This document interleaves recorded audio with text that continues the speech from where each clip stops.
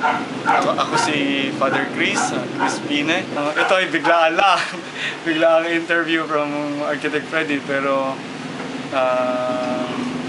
it makes sense to do this para mag-engganyo ng mga taga-Tanay.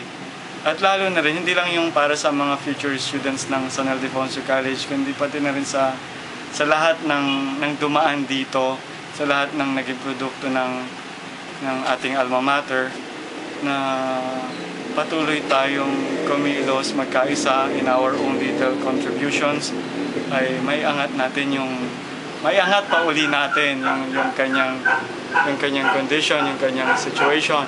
Bilang isang Pilipino at bilang isang Kristiyano, bilang isang Katoliko, na patuloy na to once more go back to the spirit of San Ildefonso, na makita natin yung kahalagahan na itinataguyod ng San Ildefonso sa Catholic institution.